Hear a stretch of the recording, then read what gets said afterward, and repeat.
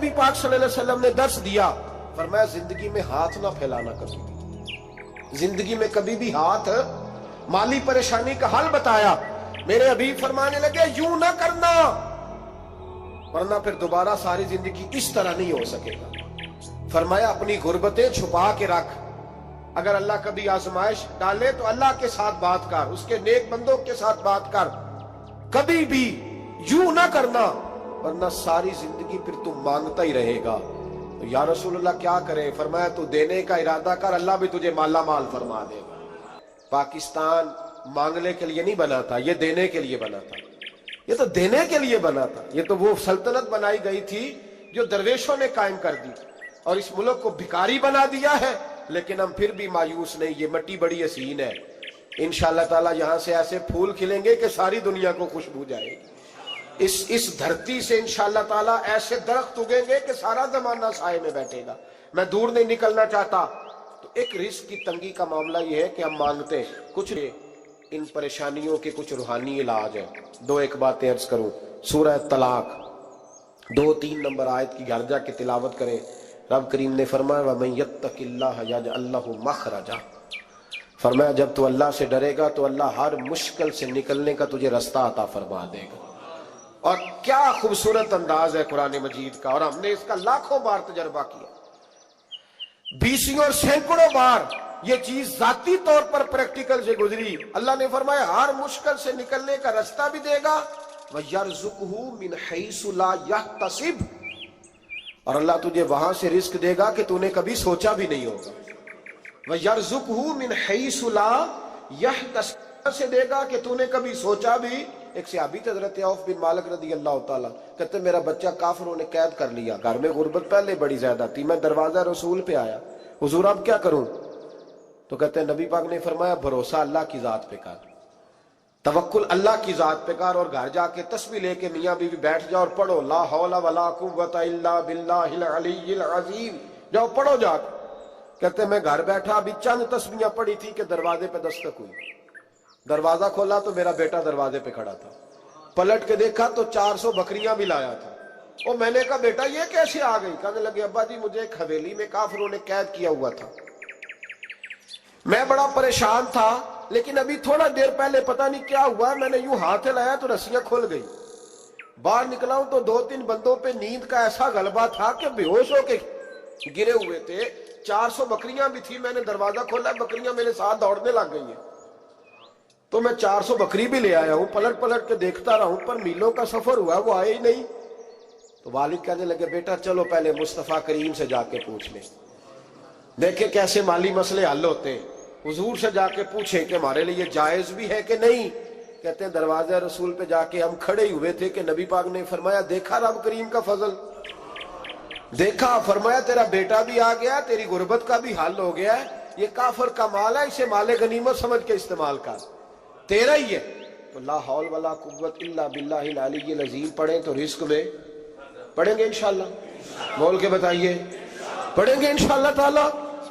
لیکن سنی قوم تویز پہ لگ گئی ہے، کہتے ہیں وظیفہ پڑھنا پڑتا ہے، آپ لکھ کے دیں گلے میں ڈالنے کے لیے تاکہ وہ ڈالتا جاؤں اور میرے اوپر پیسوں کی بارش ہوتی جائے۔ وظیفہ پڑھیں، وظیفہ پڑھیں۔ سنیں ایک اور وظیفہ سنیں، امام قرطبی نے تفسیر قرطبی میں لکھا رزق کی برکت کا وظیفہ، امام قرطبی نے لکھا ہے، حضرت انس بن مالک رضی اللہ تعالیٰ عنہ کہتے ہیں ایک شخص حضور کی بارگاہ میں آیا، کہا یا رسول اللہ صلی اللہ علیہ وسلم غربت بڑی ہے، بڑا دکھی ہوں، بڑا پریشان ہوں۔ تو حضور نے وظیفہ بتایا، فرمایا جب بھی گھر جاؤ نا گھر والوں کو سلام کہنی ہے، السلام علیکم، یعنی کب کہنی ہے؟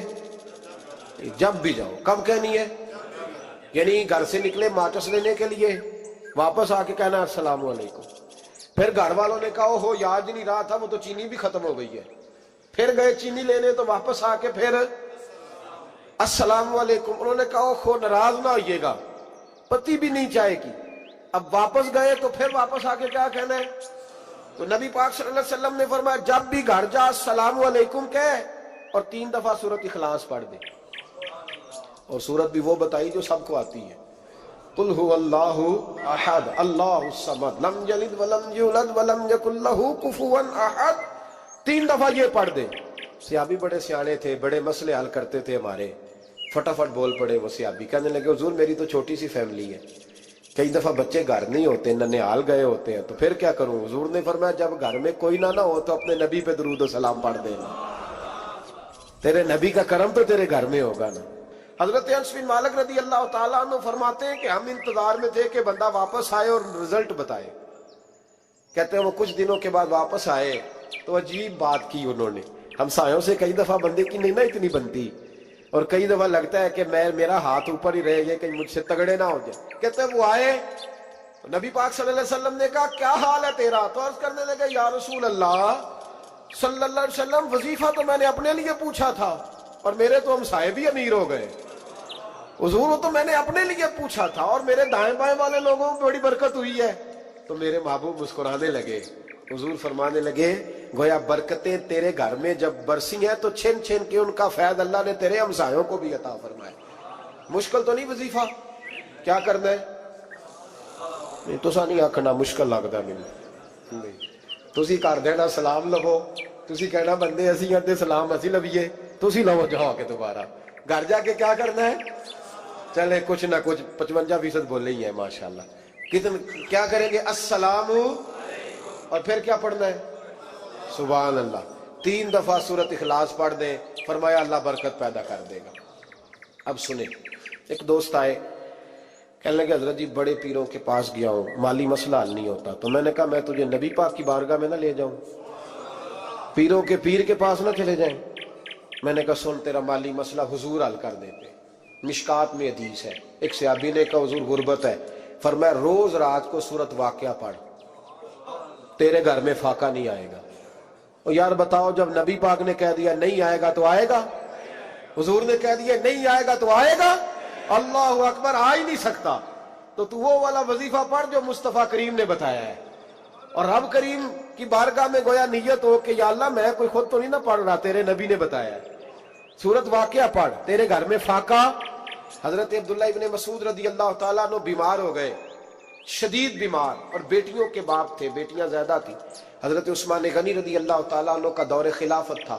جناب عثمان غنی تیمارداری کرنے آئے اور کہنے لگے عبداللہ آپ بڑے بیمار ہیں, ابن مسعود آپ بڑے علیل ہیں, کچھ پیسے نہ بھیج دوں خزانے سے؟ تو حضرت ابن مسعود کہنے لگے ضرورت نہیں. کہا آپ کی بیٹیاں ہیں کام آئیں گے. تو آپ فرمانے لگے میں نے بیٹیوں کو خزانہ دے دیا ہے. کہا کیا خزانہ دیا ہے؟ کہنے لگے میں نے اپنی بیٹیوں کو پابند کر لیا ہے, وہ رات کو روز سوتے وقت سورت واقعہ پڑھ کے سوتی ہے. تو نبی پاک نے کہا فاقہ نہیں آ سکتا, تو لہذا میری بیٹیوں پہ کبھی فاقہ نہیں آ سکتا. تو روز یہ تو کہتے ہو داماد جی سے کہ بھئی آپ مہربانی کرو, کو خرچہ بڑھاؤ, بچی بڑی پریشان ہے, تو بچی کو بھی ایک خزانہ دے دو, اس کو بیٹے روز رات کو سورت واقعہ پڑھا کر. رات سورت واقعہ پڑھے, صبح سورہ ملک پڑھے, دن کے وقت سورت بقرہ پڑھے. میرے نبی پاک صلی اللہ علیہ وسلم نے فرمایا جس گھر میں سورت بقرہ پڑھی جائے جن تو کیا شیطان بھی دوڑ جاتا ہے.